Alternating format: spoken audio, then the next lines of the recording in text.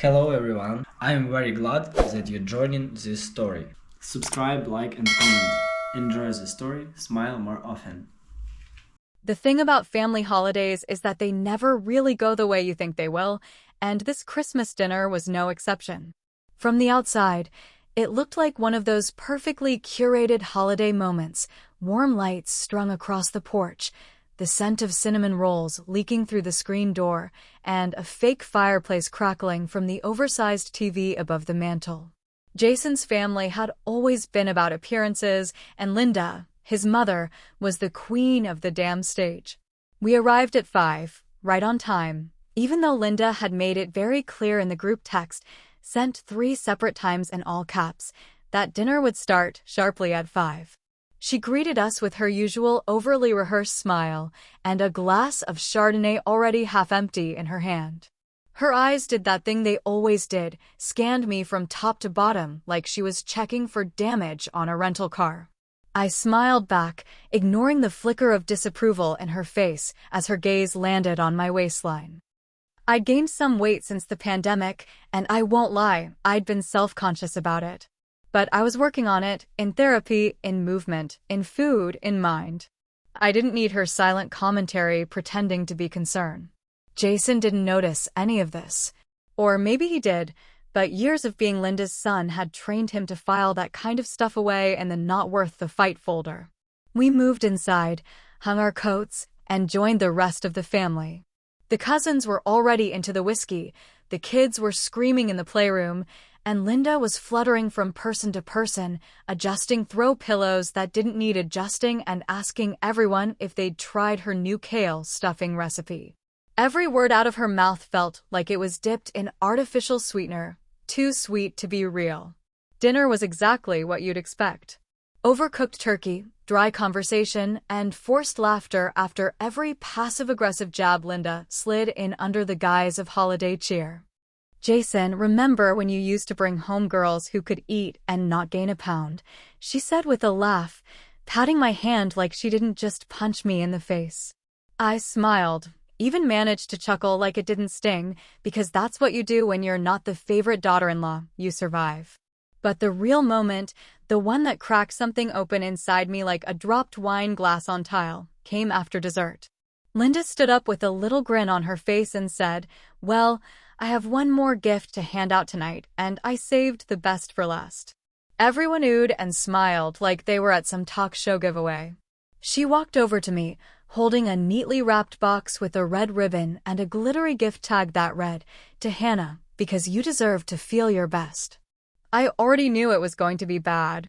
My stomach dropped, and I felt Jason's hand tighten slightly on my leg under the table. I opened the box slowly, trying to make it seem like I wasn't bracing for impact. Inside was a sleek black envelope, the kind spas or high-end salons use. I pulled it out, opened it, and read the words out loud, because silence would have felt worse. A 6-month gym membership to Elite Core Fitness. For a second, nobody said anything. And then Linda laughed. A full, throaty, satisfied laugh like she'd just won something. "You've mentioned how hard it is to stay motivated," she said, all innocence and fake sweetness. And I thought, why not help you get back into shape?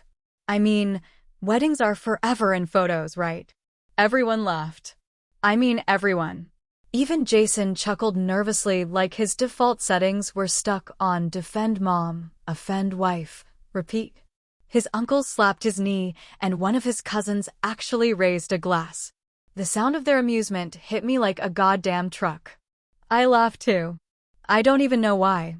Maybe because if I hadn't, I would have cried, or screamed, or reached across the table and ripped her perfect little necklace right off her smug little neck. I stood up, walked over to her, and wrapped my arms around her for a hug. "Thank you so much, Linda," I whispered, right near her ear. "You always know just what to get." She pulled back smiling, satisfied like she'd just fed a dog and it hadn't bitten her hand. I took my seat again, gripped Jason's knee hard enough for him to wince, and made it through the rest of dinner by counting the wine refills like lifelines. On the way home, I didn't say much. Jason asked me if I was okay, and I told him I was just tired. He nodded, relieved I wasn't making it a thing, and turned up the radio. I looked out the window and watched the snowflakes blur into each other as we drove. But in my head, something was taking shape. It wasn't rage, not really. It wasn't sadness either. It was a plan.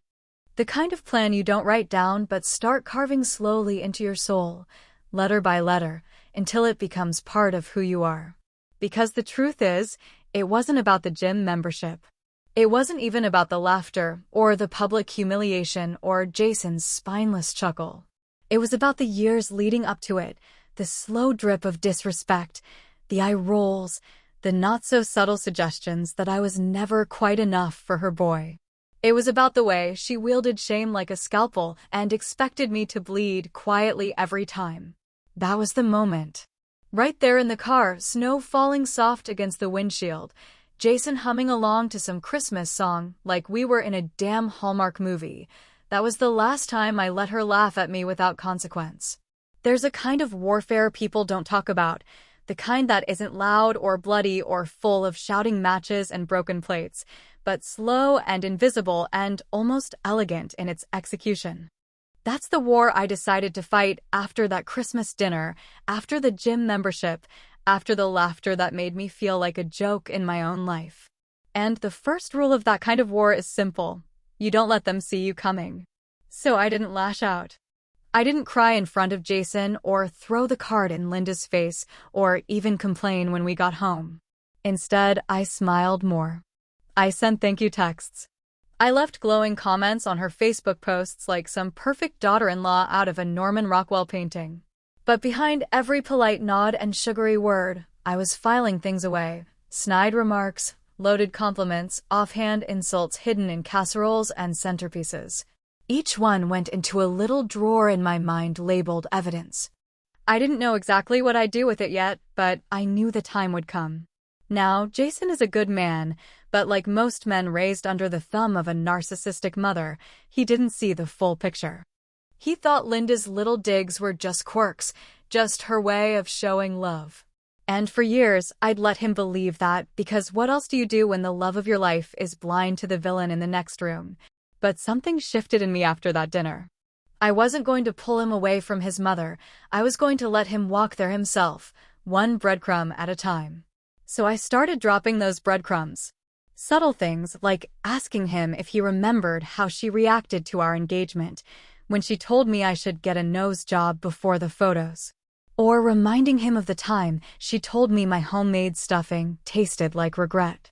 At first, he brushed it off, laughed, told me I was being sensitive. But I didn't argue. I just let the moments build. Because eventually, even the blind start to see patterns when the wallpaper's covered in the same damn print. Over the next 12 months, actually wait, 10 months, no 8? Hell, you get it. I kept quiet and played the long game. And during that time, I found an unexpected ally in Jason's cousin Melissa, a smart, savvy event planner who had seen Linda's behavior from the sidelines and didn't like it one bit. Melissa and I started having lunch, just the two of us, and before long she was offering to help with wedding planning, casually, like it was no big deal. But it was. It was a very big deal. Because while Linda thought she'd be planning her only son's wedding, I was already putting the real team together. Rachel, my best friend and soon-to-be maid of honor, was the other half of that team. Rachel is the kind of woman who doesn't bite her tongue for anybody, and she's always had a sixth sense for manipulation. She started planting seeds in Jason's head, not lies, not exaggerations, just questions. Do you think your mom respects Hannah? Did you notice how she talked over her again at dinner?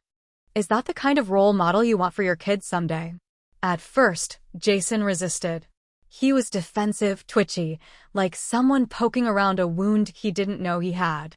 But little by little, I saw the cracks form. He started apologizing more, started noticing things on his own. One night, he even confronted Linda about a comment she made at his cousin's baby shower.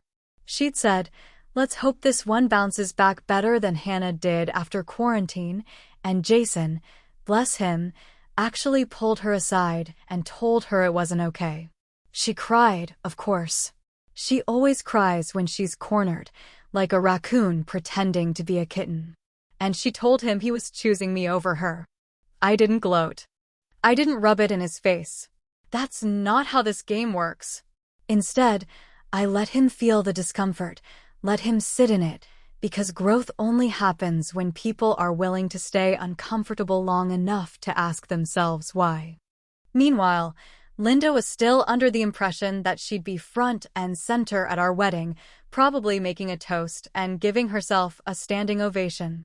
She was still sending Pinterest boards to Jason, still texting me passive-aggressive reminders like, "Don't forget to keep your arms toned for this strapless dress."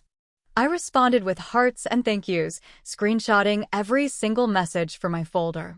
It wasn't about revenge, not really. It was about control, about reclaiming the narrative I had let her write for too long. And here's the thing, weddings are a lot like battlegrounds. People show up thinking they're there to celebrate love, but underneath all the lace and champagne are politics, power struggles, and alliances. And the guest list? That's your army. That's where you decide who gets to witness your union and who gets left out in the cold. What Linda didn't know, and what made me smile every time she opened her mouth, was that I was the one writing the list.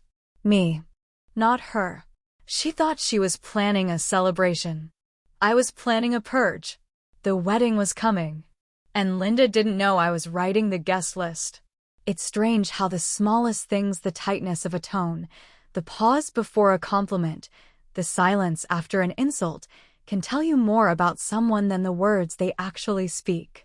In the months following that Christmas disaster, I began mastering the art of perception, learning to decode Linda's language of cruelty masked as concern. And more importantly, I began handing Jason the same decoder ring, one careful incident at a time, until he finally began to understand that what he always called her charm was really just acid dipped in perfume. By spring, I was firmly in control of the wedding plans, though Linda still floated around the edges like a nosy neighbor trying to peek over the fence. She'd call Jason with suggestions at least twice a week, colors she thought were more flattering for my skin tone, vendors she just happened to know, venues that could accommodate more sophisticated guests. I listened, I nodded, I told her I'd look into it, and then I did exactly none of what she asked. And I never let her see that I was the one steering the ship. Jason, bless his careful heart, was still caught in the fog of habit, still trying to keep the peace between the two women in his life like a man standing in the middle of a minefield with a blindfold and a water pistol. But slowly, almost imperceptibly, the fog began to lift. It started with little things. He started saying, "We're going with Hannah's idea," instead of, "I guess that could work." He stopped putting Linda on speakerphone when we were together. He stopped defending the indefensible. One evening, while we were reviewing our vendor contracts over takeout on the couch, I asked Jason something that had been quietly gnawing at me for years.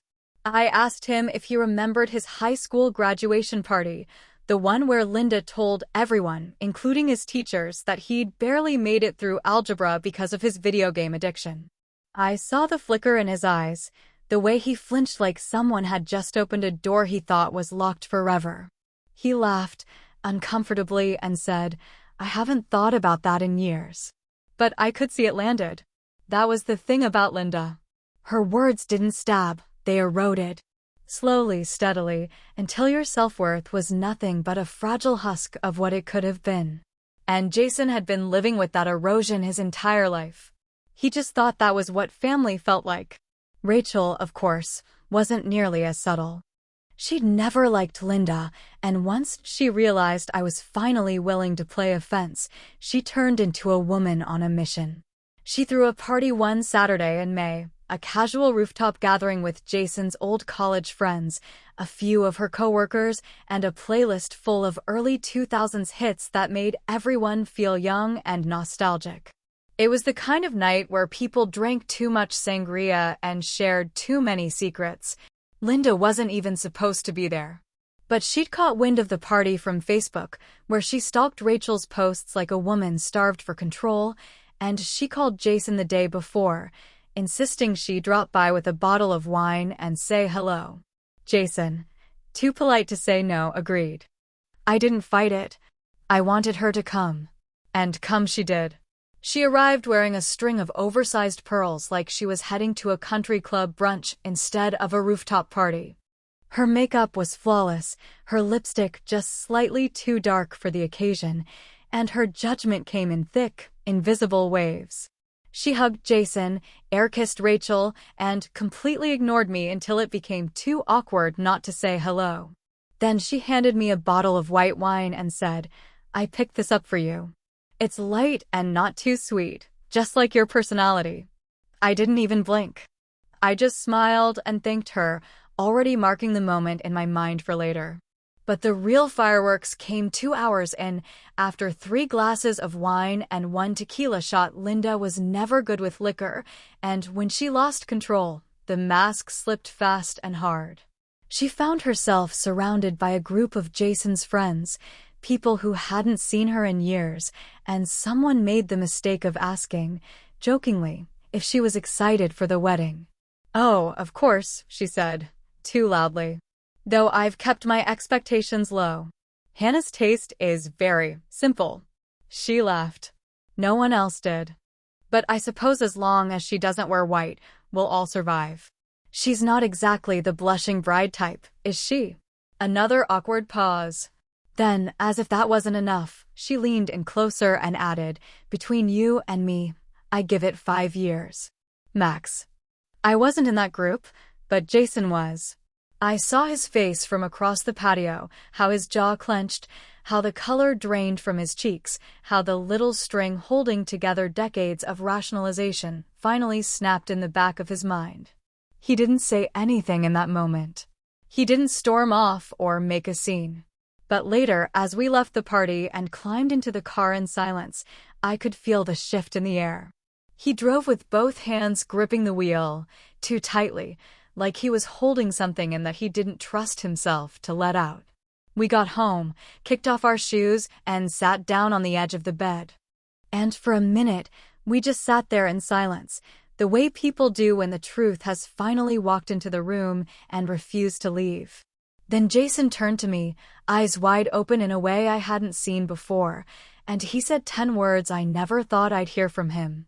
"I don't want her at our wedding, Hannah." When the moment finally came, when Jason stood up straight in the middle of his parents' kitchen and told them that his mother would not be attending his wedding, the air in that house changed like someone had cracked a window during a snowstorm, sudden, bitter, and full of silence too sharp to be ignored. It was a Saturday afternoon in early June, the kind of warm, breezy day that made the lilac bushes outside sway with lazy confidence, but inside their polished, over-decorated home, it felt like all the oxygen had been sucked out in a single breath. Linda had just pulled a tray of lemon bars out of the oven, that fake smile plastered to her face like foundation too thick to blend, already halfway through a monologue about signature cocktails and signature linens. Things no one had asked her opinion on, but she felt entitled to discuss. Jason waited for her to finish, and when she finally paused long enough to take a sip of her wine, he cleared his throat and said the words as calmly as I think he was capable of. "We've decided that you won't be coming to the wedding." He said "we," and I appreciated that, though I could feel the tension rolling off him like heat from a summer sidewalk.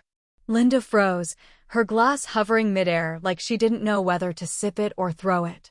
Elliot, sitting quietly at the breakfast bar like always, didn't even blink. He just stared into his coffee, like maybe if he didn't look up, none of it would be real. Typical Elliot, always silent, always somewhere between afraid and indifferent. Linda blinked once, slowly, like a machine rebooting after a sudden power surge. "Excuse me," she said, her voice half a whisper, half a threat. Jason didn't flinch. He repeated it, clearer this time. "You're not invited to the wedding. We've made that decision together." And, just like that, she exploded. Not physically, Linda didn't throw things or raise her voice in the traditional sense, but emotionally, theatrically, in a way only women like her could manage. Her face contorted into something between shock and betrayal, and the pitch of her voice rose just high enough to be painful without crossing into actual shouting. After everything I've done for you, she gasped. After all the sacrifices, the years, the love I've poured into raising you right, you're telling me I'm not welcome at my own son's wedding? Jason tried to stay calm. He explained, again, that her words and behavior toward me had crossed lines too many times to ignore. He even mentioned the rooftop party, her cruel jokes, the way she made people around her uncomfortable without ever taking accountability. She didn't deny it. She just cried harder and called it misunderstandings and harmless teasing. She looked at me like I'd orchestrated a coup, like I was some homewrecker whispering poison in her golden boy's ear. Her hands were shaking now, her glass set down so hard it wobbled dangerously on the counter. "Are you really going to let her ruin our family?" she asked him, her voice breaking, her mascara already starting to smudge beneath her eyes. And for a brief moment, just a flicker, I saw it hit Jason.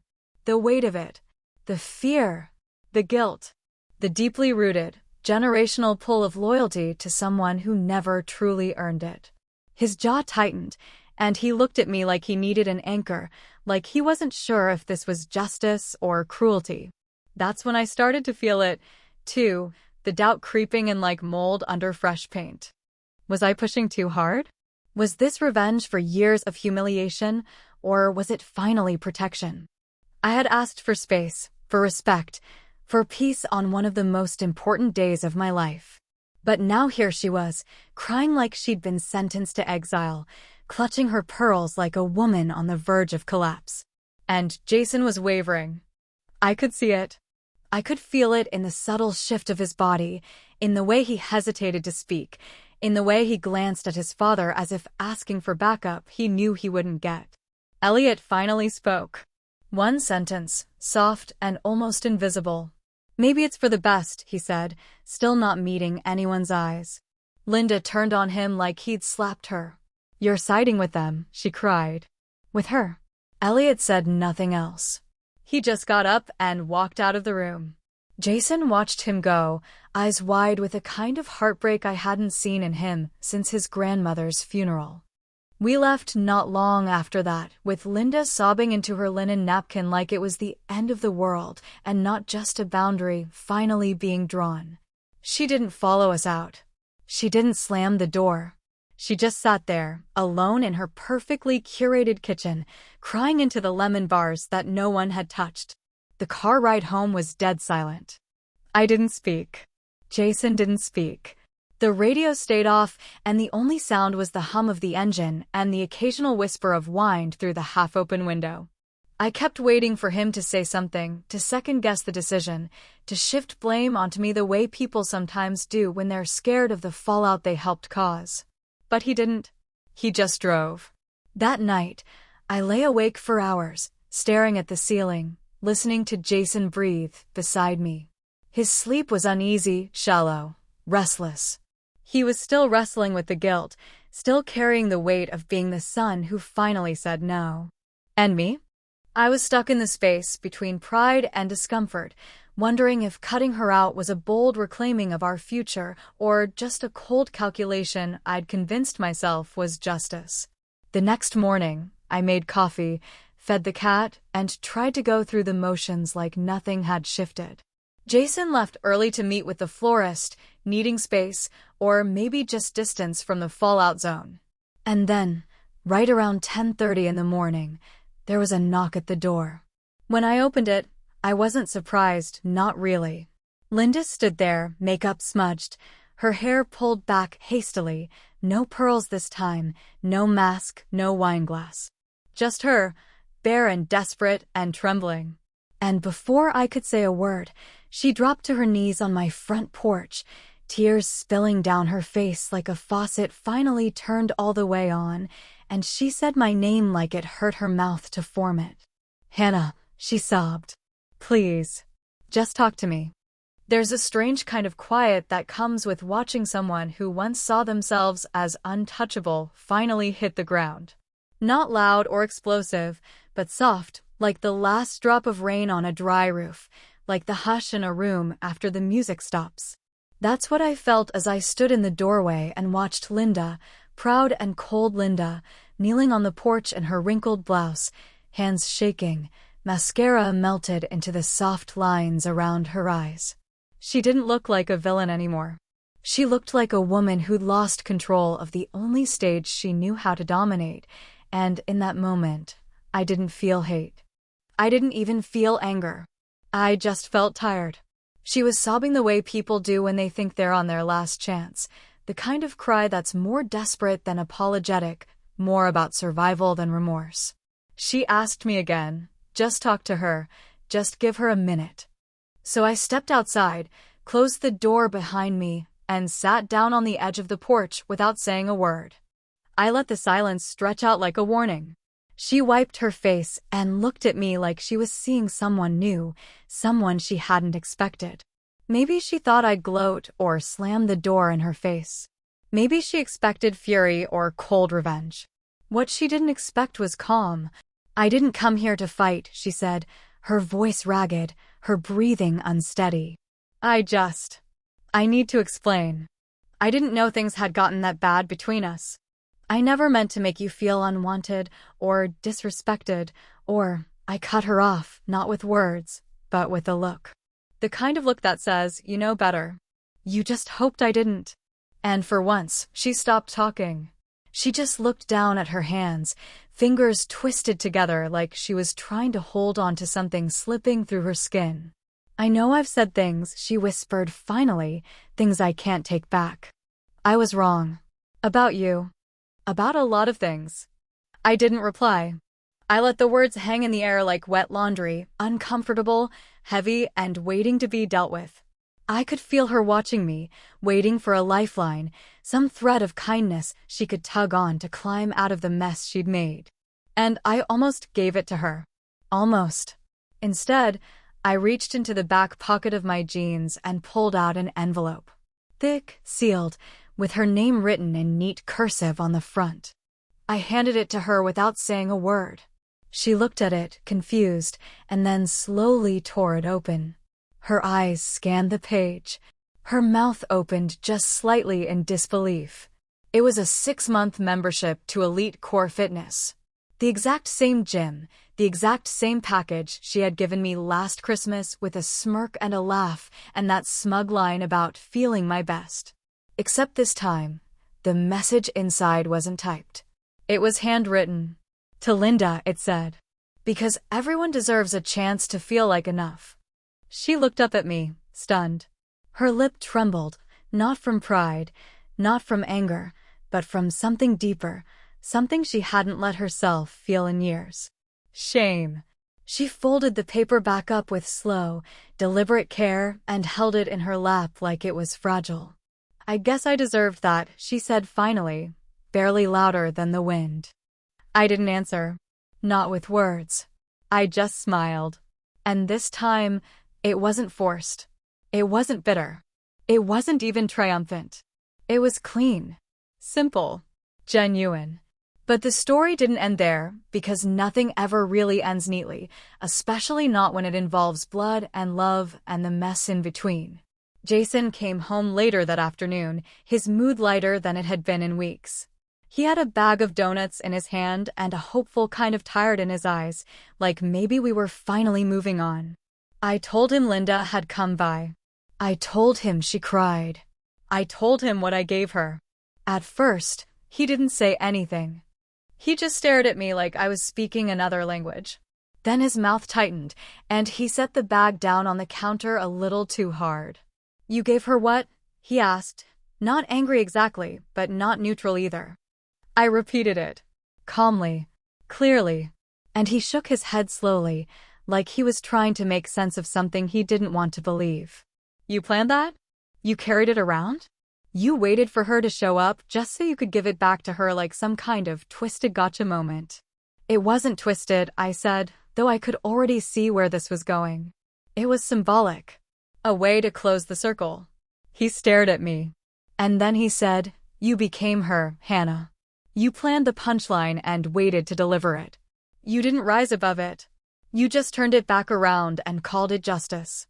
I didn't answer him right away, because a part of me, a big, hard, honest part, knew he was right. I'd told myself it was closure, that I wanted to let it go, that this was healing. But deep down, it wasn't about ending something. It was about finishing it. About making her feel what I had felt. And I had. So, what does that make me? I stood in the kitchen, staring at the bag of donuts on the counter like they were proof of something we'd both lost. Jason walked away without another word, and I didn't follow him. I just stood there, alone in the echo of what we used to be, wondering if I had finally gone too far.